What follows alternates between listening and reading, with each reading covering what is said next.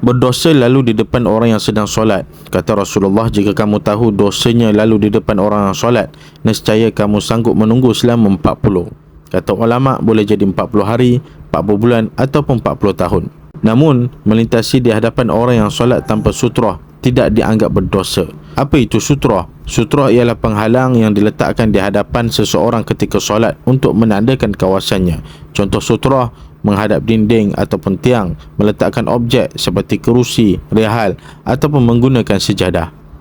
Hukum menggunakan sutrah adalah sunnah yang digalakkan.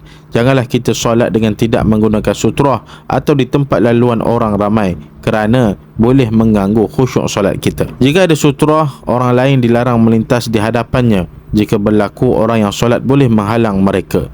Jika seseorang solat di laluan umum, melintasnya tidak berdosa, tetapi lebih baik menunggu hingga solat selesai. Wallahu a'lam. Ini TikTok personal kami. Minta tolong follow